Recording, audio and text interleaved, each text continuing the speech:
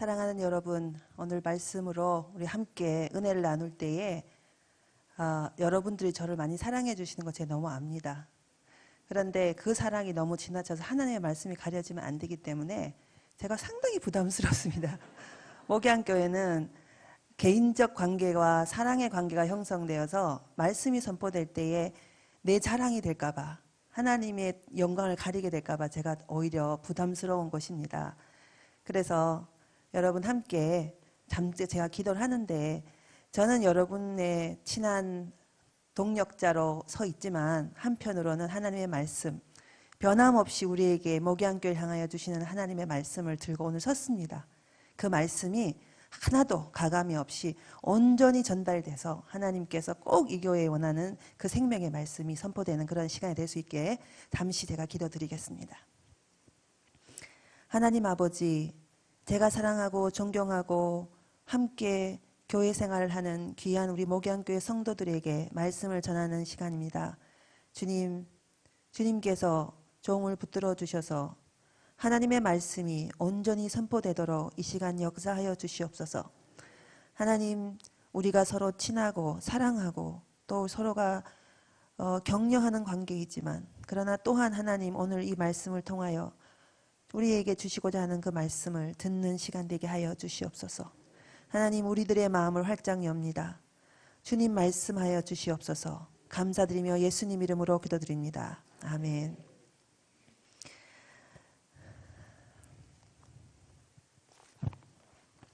제가 이제 글씨가 안 보이지가 한참 됐기 때문에 사도행전 10장 오늘 우리 말씀인데, 사도행전 10장에 보면은 이 로마 군대의 백부장이었던 이방인이었던 고넬료라고 하는 사람과 그리고 그 집안이, 그리고 이제 베드로에 의해서 세례를 받고 그리고 예수를 믿게 되는 이야기가 오늘이 우리가 읽은 이 본문 바로 앞에 나오는 이야기입니다. 사도행전 전체를 우리가 읽을 때에 이 본문과 관련해서 읽을 필요가 있습니다. 그런데 여러분, 사도행전의 가장 중요한 본문이 어딘지 아십니까 혹시? 사도행전 가장 중요한 본문은 사람마다 다르게 말할 수 있지만 오늘 주제와 관련해서 얘기를 한다면 사도행전 2장입니다. 사도행전 2장은 너무나도 그래서 이 사도행전 2장에 나오는 오순절 성령 강림에 대한 이야기는 사도행전 전체를 이야기 중에서 가장 중요한 본문이라고 말할 수가 있습니다. 그런데 사도행전 2장 다음으로 중요한 본문, 그 다음으로 두 번째로, 전체 28장 중에서 두 번째로 중요한 본문이 바로 오늘 이 본문입니다. 우리가 읽기에는 그냥 지나가서 읽기가 쉽지만은 그만큼 어마어마하게 중요한 본문이 오늘 이 본문입니다. 왜 그런가? 왜 사도행전 2장 못지않게 사도행전 10장 44절과 48절의 이 말씀이 그렇게 중요한가 하는 것은 사도행전 1장 8절 때문에 그렇습니다. 사도행전 1장 8절은 일종의 열쇠와 같습니다. 열쇠. 사도행전 1장 8절을 보면 사도행전 전체를 푸는 열쇠와 같은 것입니다. 그래서 사도행전 저자는 여러분 잘 아시는 대로 의사인 누가라고 하는 사람입니다. 그래서 그는 아주 자기가 원래 가지고 있었던 그 직업대로 아주 예리하게 그리고 아주 탁월하게 분석적으로 처음에 교회가 어떻게 시작되었고 그것이 어떻게 동심원 방향으로 퍼져나갔는지를 이 책을 통해서, 이 서편을 통해서 설명하고 있는 것입니다. 그리고 바로 그 이야기가 제일 처음에 어떻게 진행될 것이다 하는 것을 보여주는 그 본문이 바로 열쇠, 처음 문을 열고 들어가는 그 열쇠가 바로 사도행전 1장 8절입니다. 사도행전 1장 8절에 보면은 어디와 어디가 계속 확장되는 이야기가 나옵니다. 성령이 임하시면 권능을 받고 예루살렘과 유다와 사마리아와 땅끝까지 내 증인이 되리라. 바로 그것이 이 증인됨, 선교, 증인됨의 복음 증거의 과정이 어떻게 되는지 사도행전 1장 8절의 열쇠를 딱 열고 들어가면 그 다음 2장부터가 그것이 어떻게 전개되었는지를 보여주고 있는 책이 바로 사도행전 나머지 책입니다. 그래서 2장부터 28장은 사도행전 1장 8절에 나와 있는 본문이 어떻게 성취되었나 하는 것을 보여주는 책입니다. 그렇기 때문에 이 2장과 그리고 이어지는 이야기들이 어떻게 전개되느냐 하는 것은 사도행전 1장 8절과 연결해서 보면 틀림이 없습니다. 그런데 여러분 2장에는 어떤 얘기가 나오냐면 예루살렘에서 어떻게 복음 증거가 일어났는지, 어떻게 선교가 일어났는지를 보여주고 있는 것입니다. 그리고 4장에 가서는 사마리아와 바로 그 전에 뭐죠? 유다입니다. 예루살렘과 유다와 사마리아와 땅끝, 그러니까 예루살렘은 2장에서, 그리고 4장에서는 유다와 그 다음에 8장에 가서 사마리아가 어떻게 이제 선교가 일어났는가, 어떻게 복음이 전달되었는가. 그리고 9장 이후부터 이제 오늘 우리가 읽었던 바로 그 10장부터가 소위 말하는 땅끝, 이 세상 땅끝의 복음 전도는, 선교는 어떻게 일어났는가 하는 것을 보여주는 부분이 바로 오늘 9장, 그러니까 주인공이 바뀌는데 이제 약간 오버랩이 되지만 이제 사도 바울이 등장하기 시작하면서부터 주인공이 바뀌면서 땅끝 선교가 어떻게 진행됐는가 하는 것을 보여주고 있습니다. 그런데 바로 이 사도행전 2장부터 나머지 모든 부분에 있는 이 선교의 내용이 어떻게 전개됐는가, 사도행전의 선교가 어떻게 전개됐는가를 조사해 보면 놀라운 사실이 하나 있습니다. 그것은 선교의 주체자가 사람이 아니고 교회가 아니고 성령이라고 하는 것입니다. 사도행전 전체적으로 2장부터 4장과 8장과 10장 이후부터 계속적으로 반복적으로 말하고 있는 것이 있는데 성령이 선교의 영이다 하는 것을 말하고 있습니다. 사도행전 2장부터 우리가 한번 보도록 하겠습니다. 사도행전 2장은 여러분이 이제 우리 신앙생활을 좀 하신 분들은 이 본문이 너무나 중요하다는 걸 아시겠지만 신앙생활 하지 얼마 안 된 분들은 여기에 무슨 얘기가 있는지 모를 수도 있습니다. 사도행전 2장 1절에 보면 이제 오순절 날이 이미 이름에 그들이 다 같이 한 곳에 모였더니 호련히 하늘로부터 급하고 강한 바람 같은 소리가 있어 그들이 앉은 온 집에 가득하며 마치 불의 혀처럼 갈라지는 것들이 그들에게 보여 각 사람 위에 하나씩 임하여 있더니 그들이 다 성령의 충만함을 받고 성령이 말하게 하심을 따라 다른 언어들로 말하기를 시작하니라. 사도행전 2장을 보면 앞과 뒤를, 사도행전 2장 오늘 읽었던 이 본문의 앞과 뒤의 모습을 보면 두려움에 떨고 있는 제자들이 이제 성령이 임하고 난 다음에 예루살렘 전도를 하기 시작하는 이야기가 진행이 됩니다. 예수님을 죽였던 사람들이 눈이 시퍼렇게 떠서 잡아 죽이려고 예수님만 죽인 것이 아니라 그 나머지 사람들 그리고 야고보도 죽였습니다. 그 사람들을 다 죽이려고 하고 있는 바로 그 시점에 어떻게 제자들이 이렇게 돌변해서 복음 증거할 수 있는 사람이 됐냐 하는 것입니다. 다른 이유가 없습니다. 너무나도 명백합니다. 성령이 임했기 때문입니다. 너무나도 돌변돼 있는 제자들의 모습, 용기 백배해서 도저히 믿을 수 없는 전혀 다른 전도하는 삶으로 바뀐 모습을 보면 그것은 오순절 날의 성령의 임재만으로 결국에는 전도가 가능하다. 선교는 결국에는 성령으로만 가능하다 하는 것을 2장이 결국 보여주고 있다고 말할 수가 있는 것입니다. 그런데 여러분 여기서 끝나지가 않습니다. 이제 4장으로 넘어가 보겠습니다. 4장 23절을 쭉 보시면 이제 유대 선교가 동심원으로 확장이 돼서 예루살렘에서부터 확장돼서 그 지역 바깥 지역 일대가 유대 지역이었는데 그 유대 지역에 어떻게 예수 믿는 사람들이 이제 확장되어 나가고 있나 하는 것이 그 부분에 나오고 있습니다.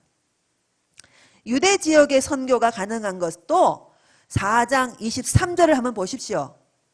성령으로 인해서 가능하다라는 것이 너무나도 명백하게 적혀 있습니다. 우리가 28절을 읽도록 하겠습니다. 23절부터 여러분들이 눈으로 대충 보시고 28절을 보겠습니다. 하나님의 권능과 뜻대로 이루려고 예정하신 그것을 행하려고 이 성에 모였나이다. 주여 이제도 그들의 위협함을 굽어보시옵고 또 종들로 하여금 담대히 하나님의 말씀을 전하게 하여 주시옵며 손을 내밀어 병을 낫게 하시옵고 표적과 기사가 거룩한 종 예수 이름으로 이루어지게 하옵소서 하더니 빌기를 다음에 모인 곳이 진동하더니 무리가 다 성령이 충만하여 담대히 하나님의 말씀을 전하니라. 유대의 복음 증거는, 유대의 선교는 바로 이 장면입니다.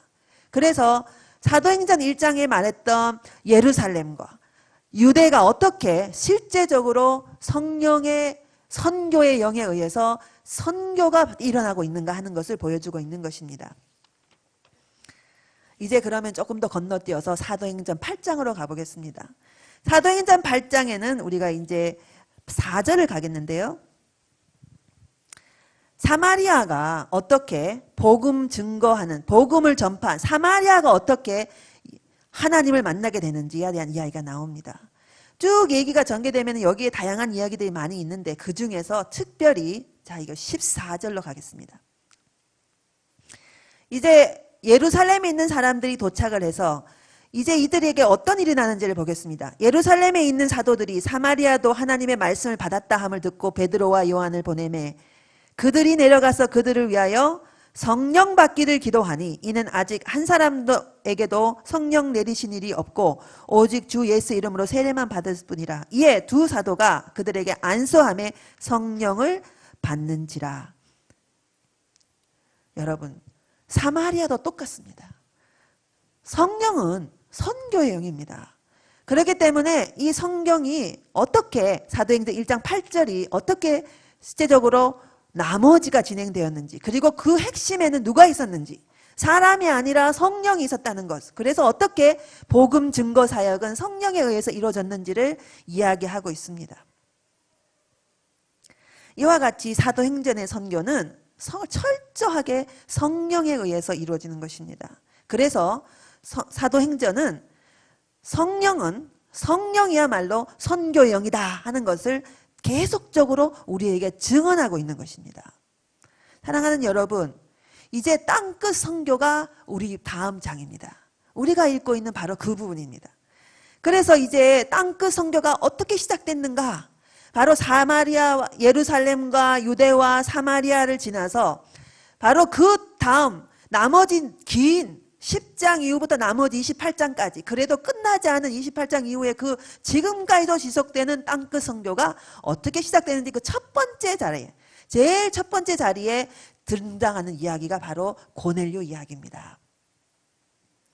그렇기 때문에 이 이야기는 아주 중요한 이야기인 것입니다. 본문을 조금 더 제가 설명을 드리도록 하겠습니다. 베드로는 기도 중에 있었고, 여러분 유대인들은 대체적으로 당시에 한 2끼 정도를 밥을 먹었다고 합니다. 늦은 아침을 먹고 이른 저녁을 먹기 때문에 이 시간이 12시라 아침을 안 먹었을 가능성이 있다는 거죠. 학자들이 조사를 해봤는데 왜 그 시간에 배가 고플 시간이 아닌데 배가 고팠다고 하면 밤새 기도를 했든지 무슨 이유인지 모르지만 지금 상당히 시장기를 느끼고 있었습니다. 배가 고프니까 마침 환상도 먹는 거와 관련이 있었습니다. 베드로가 기도하면서 순간 배가 고팠던지 환상을 봤는데 보자기가 내려왔는데 잘 아시지요? 4개의 보자기 귀퉁이가 하늘에 올라 있었고 그 안에 더러운 짐승들이 있었고 유대인들은 만지지도 않는, 상종도 하지 않는 그 음식들, 짐승들이 거기 안에 들어있었습니다. 그러더니 그것을 먹으라고 하는 음성이 들리고 먹을 수 없습니다 라고 얘기하면서 그것이 다시 올라가는 아주 간단한 이야기지만 3번 반복이 됩니다. 이게 무슨 뜻일까 곰곰이 생각하고 있는데 마침 문 밖에서 문 두드리는 소리가 들렸고 베드로를 찾아온 사람들은 바로 고넬료가 보낸 사람이었습니다. 이제 그 얘기를 듣고 고넬료가 도대체 누구인가? 도대체 이 꿈은 무엇인가? 이 환상은 무엇인가? 베드로는 이제 고넬료를 만나러 떠나갔습니다. 고넬료를 만나러 가는 베드로의 모습을 우리가 한번 생각해 볼 수가 있습니다. 그런데 이 고넬료를 만나러 가는 베드로의 모습이 내가 전도해야지, 내가 이 사람을 예수를 믿게 만들어야지 라고 하는 얘기가 없습니다. 그저 적극성이 없습니다. 그도 그럴 것이 이방인들하고는 상종도 하기 싫어하는 사람들인 유대인들인데 지금 무슨 이유인지 모르지만 끌려가는 심정이지만은 그냥 완벽하게 수동적으로 따라가고는 있었지만 도대체 무슨 일일까? 그리고 이 고넬료와 그 가족을 드디어 만나게 됩니다.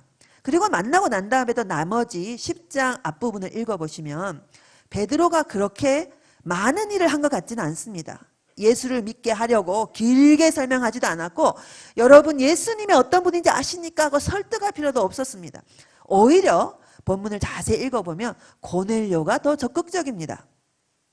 대단한 기적을 행할 필요도 없었어요.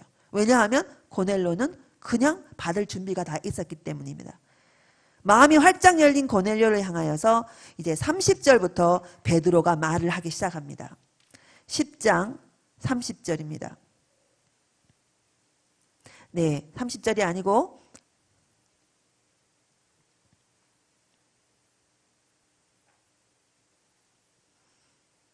베드로의 말이 몇 절입니까? 34절입니다.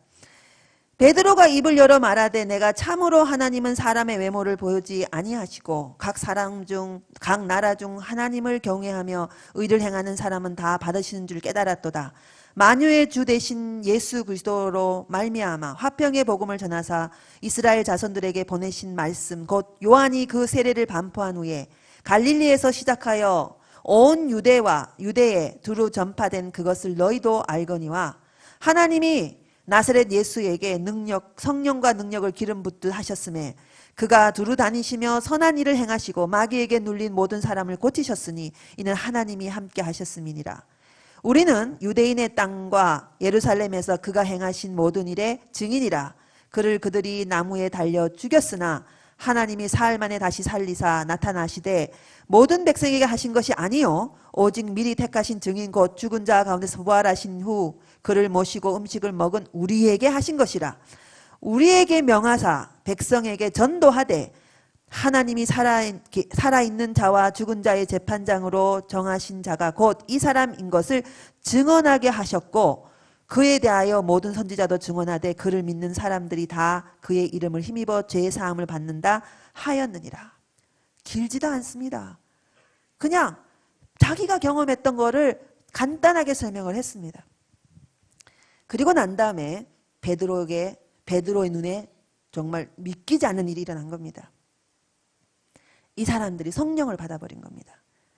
이 사건은 베드로에게서는 잊을 수 없는 사건이었습니다. 베드로의 인생의 가장 중요한 경험입니다. 이방인들에게도 성령이 임하는구나. 그 같이 갔던 할례 받은 자들도 다 놀라고 이제야 그 꿈을 깨닫게 되고 하나님의 뜻을 깨닫게 되고 이제는 베드로는 결심한 듯 베드로는 이제 뚜벅뚜벅 그들에게 다가가서 세례를 베푸는 일을 하고 있습니다. 여러분 그런데 이 세례 베푸는 것이 쉬운 일이 아닙니다. 예루살렘에 있는 다른 사도들이 그것을 받아들일 리가 없습니다. 베드로는 이제 오해받을 각오를 해야 하는 것입니다. 사도들한테 왜 내가 그 일을 해야 되는지 설명을 했었어야 되고 실제적으로 오늘 이 본문 뒷부분에 보면은 베드로가 왜 내가 이렇게 했었어야 되는지 설명하는 내용이 나옵니다.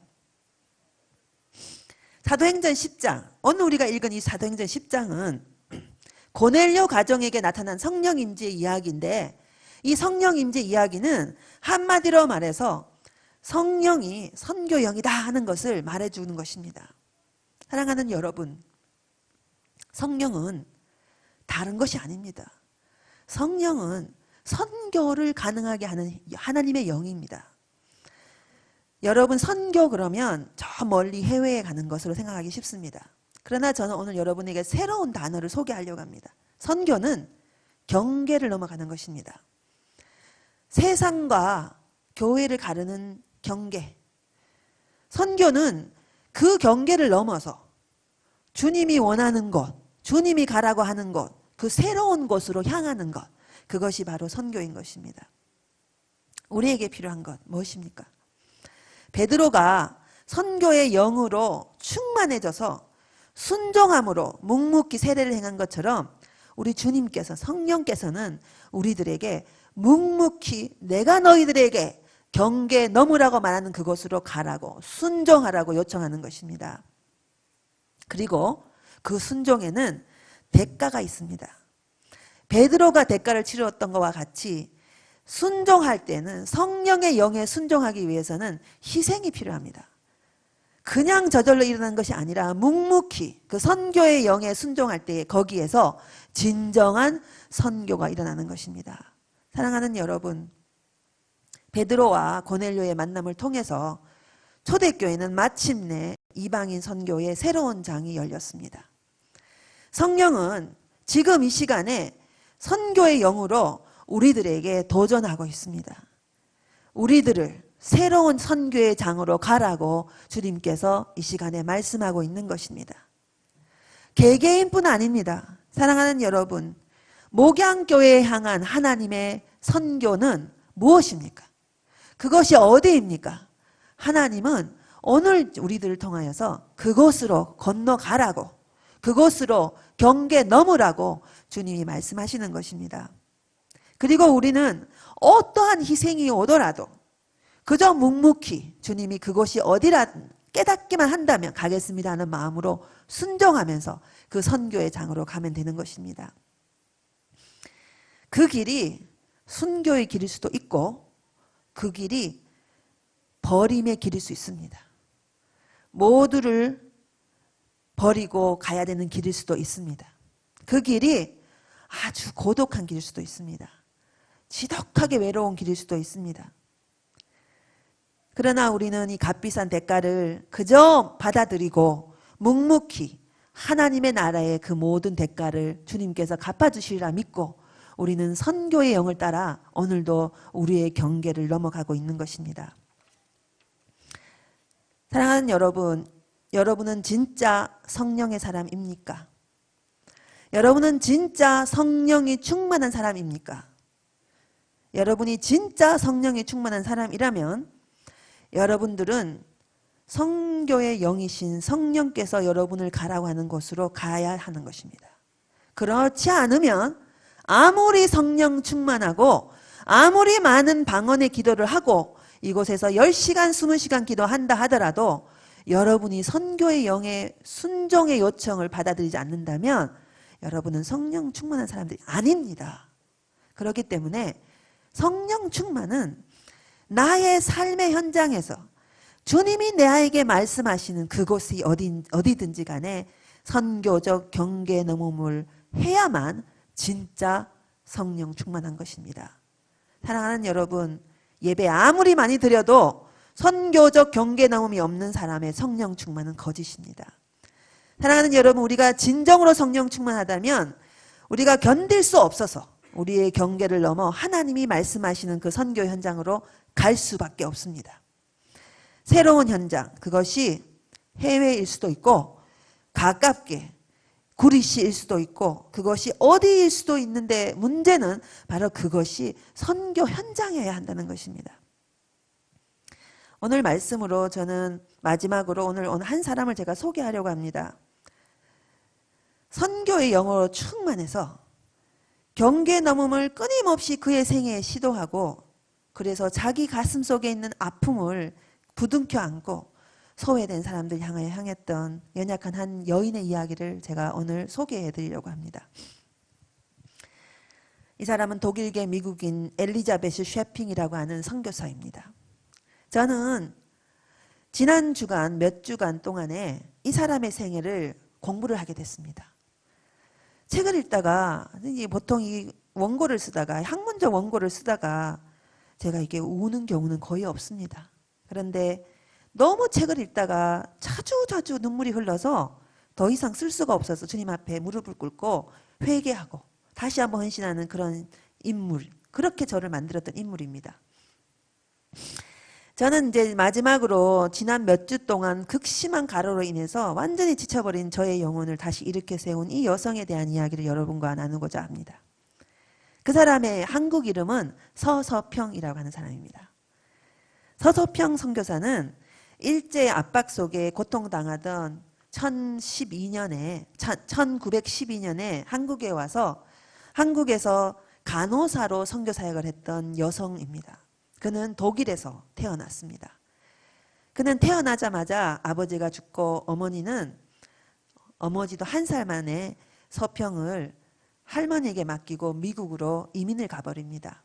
그는 어릴 때부터 자신의 의지와 상관없이 외롭게 할머니 손에 자라났습니다. 부모 없이 초라한 행색으로 살았기 때문에 부모도 없는 그런 아이라는 이유 때문에 수없이 따돌림을 당했고 어린 시절이 고독하고 어머니로부터 버림받았다라고 하는 상실감, 그것이 이 서서평이 상처 입은 치유자로 거듭나도록, 그래서 결국에는 조선의 고아와 가난한 사람들을 향한 특별한 사랑의 삶을 살도록 만들었던 사람입니다. 우리가 가지고 있는 아픔이 있습니다. 여러분들도 마찬가지라고 생각합니다. 우리가 가지고 있는 상처가 있습니다. 그러나 여러분, 그 아픔과 상처가 각별한 다른 사람을 향한 섬김으로 승화될 수 있습니다. 그는 할머니가 9살 때 결국에는 돌아가시고 맙니다. 9살 다 됐을 때 할머니가 죽고 나니까 자기를 돌볼 사람이 아무도 없어서 그 독일에 있는 신부님의 도움을 받아서 미국으로 엄마의 주소가 적혀 있는 주소 한 장을 가지고 홀로 9살짜리가 이제 여객선을 타고 이제 배를 타고 미국으로 건너가게 됩니다. 오랜 동안 고생을 하다가 몇 개월 만에 극적으로 엄마를 만나게 되고 이제 미국에서 미국 시민으로 새로운 삶을 살게 됩니다. 그는 가난한 사람들과 소외된 사람들을 위해 살겠다고 마음을 하고 간호사가 되기로 결심을 했는데, 간호학교에 다니면서 성경 공부를 하다가 너무나도 큰 은혜를 받고 이 사람이 개신교를 믿게 됩니다. 학교 친구로부터 성경 공부를 하게 되면서 신앙을 바꾸게 됐는데, 그의 어머니는 독실한 가톨릭 신자였고, 그래서 그의 어머니는 이 개정한 서평을 받아들일 수가 없다라고 해서 딸을 결국엔 다시 또 버리게 됩니다. 그래서 두 번째 서평이 어머니로부터 버림을 받게 되는 것입니다.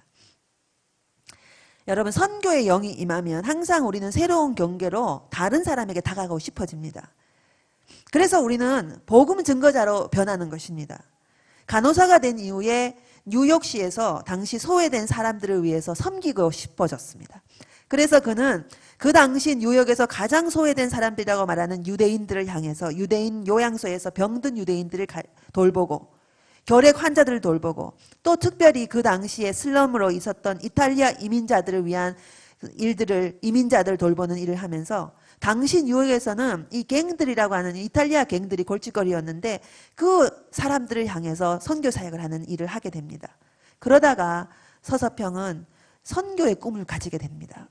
그리고 그의 나이 31살에 1912년 2월에 독신의 몸으로 이 한국 조선의 땅을 들어오게 됩니다. 서평은 너무나도 열심히 복음 전도를 했는데 여전도회를 최초로 조직한 사람입니다. 직접 호남 지역을 조랑말을 타고 전라도 전체뿐 아니라 제주도까지 가서 복음 증거 사역을 하고 성미제도, 여러분 잘 아시지요? 성미제도를 처음으로 고안한 사람입니다. 누구나가 다 밥 한 숟가락은 할 수 있다, 교회를 도울 수 있다라고 해서 밥을 할 때에 한 숟가락씩 따로 퍼서 교회에 바치는 바로 그 성미제도가 이 여인의 고안에 의해서 이제 한국 교회에 퍼진 것입니다. 서평은 가난하고 고통받는 한국의 사람들을 위해서 자신의 생애를 바친 자입니다. 자기 집에 고아 13명을 길러내고 출가시키고 특별히 문둥병이라고 말하는 한센병 환자들을 돌보는 데 아주 헌신을 많이 했습니다.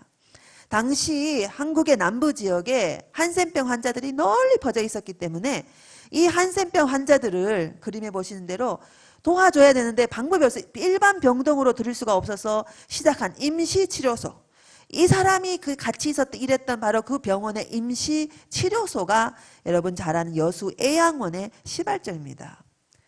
여러분, 서평은 정말로 검소하게 살았던 여인입니다. 여러분, 선교사들이 다 검소했던 것이 아닙니다. 선임 선교사였던 유진 벨이라고 하는 선교사님이 있습니다. 그의 집에는 경주마, 달리는 경주마가 4필이 있었다라고 합니다. 주말이면은 모여서 승마하고 여름에는 특별히 지리산에 보면은 선교사들의 별장이 있었습니다. 물론 한편으로는 이해합니다. 그러나 선교사들은 상당히 호화스러운 삶을 많이 살았던 사람들도 있습니다.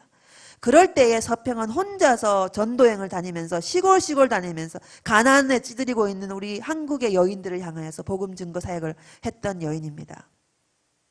1934년 22년 만에 서평도 결국 조선의 풍토병에 희생되고 맙니다. 그가 죽고 난 다음에 그가 남긴 것이 무언가를 조사를 하게 됐는데 너무나도 작은 것밖에 없어서 깜짝 놀랍니다. 그에게 남은 것은 그나마 온전하지도 않은 반쪽짜리 담요 1개, 동전 7개, 강냉이 2홉뿐이었습니다. 그리고 자신의 몸마저도 의학 연구를 위해서 기증을 해서 자기 몸도 다 바쳤습니다. 자기처럼 아프면 안 되기 때문에 이 질병을 당신은 알지 이유를 몰랐기 때문에 내 몸을 의학 연구로 해서 아무도 이 병에 걸리지 않게 해달라고 해서 결국에는 바친 것입니다. 그 당시에 수많은 선교사들이 이 병으로 죽었기 때문입니다. 서평은 20년 넘게 이 병을 알아서 검사하고 난 다음에 이 장을 들여다보니까 너무나 오랫동안 이 질병으로 인해서 장에 전혀 영양이 흡수가 안 되는 상황이라 결국 그녀의 죽음의 사인은 영양실조였습니다. 제가 이 책을 읽고 그의 생애를 조명해 보면서 제가 가장 감동받은 부분이 이 부분입니다.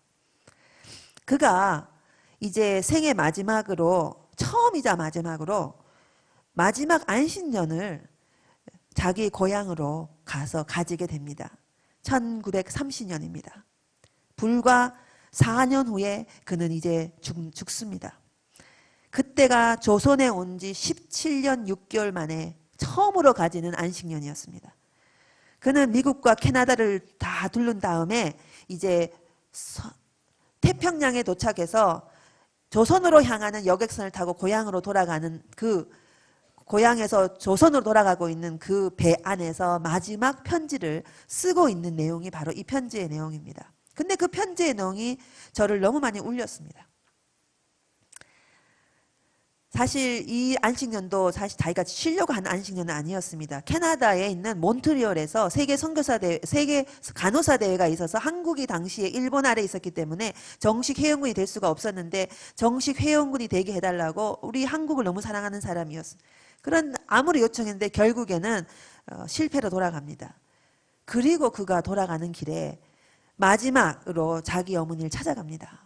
그런데 돌아오는 그 중간에 어머니를 만났는데 어머니가 그의 깡마르고 너무나도 연약해진 모습을 보고 환영하기는커녕 오히려 내쫓아버립니다.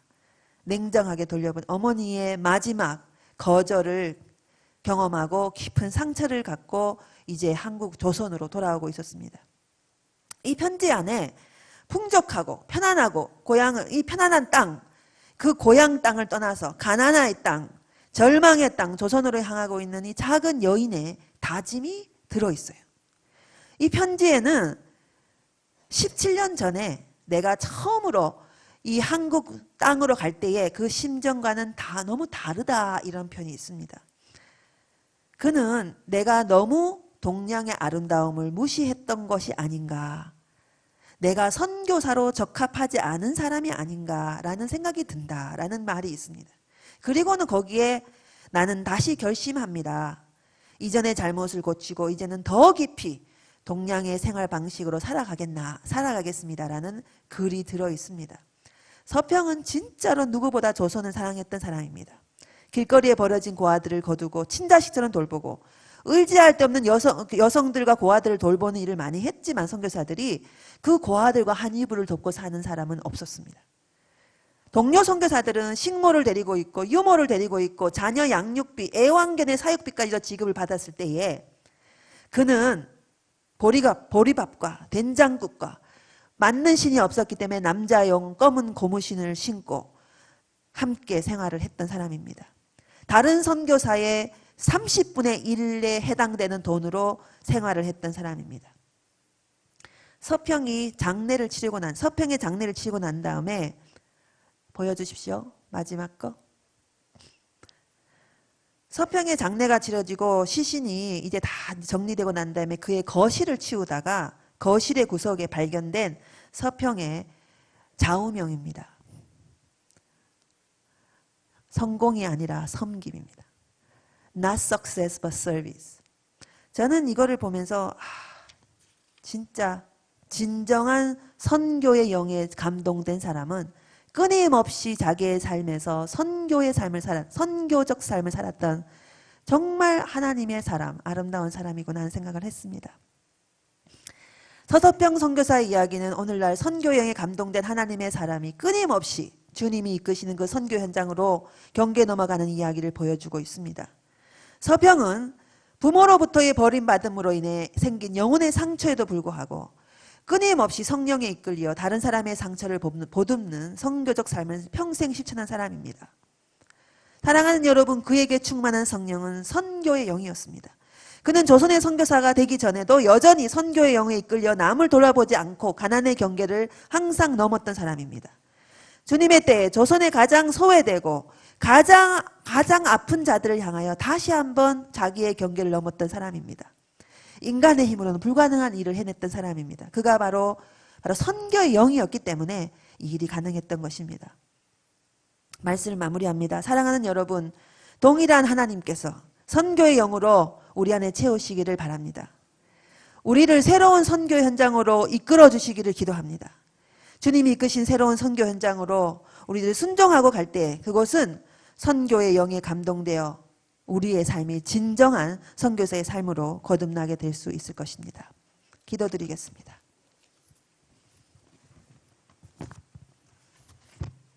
하나님 아버지, 성령께서는 정말로 선교의 영이십니다. 하나님, 우리가 성령 충만한다, 우리가 하나님의 영으로 충만하다 말할 때에 우리는 정말 선교하는 사람인지 자기 자신을 돌아보게 하시고, 하나님, 오늘 우리 교회를 향하여, 우리 개개인을 향하여 너는 어떤 경계를 넘어 하나님이 원하는, 내가 너희들에게 향하는 바로 그 새로운 곳으로 가라고 하는 그곳으로 경계 넘음을 하려느냐 질문하시는 그 질문에 우리가 응답하는 시간 되게 하여 주시옵소서. 감사드리며 예수님 이름으로 기도드립니다.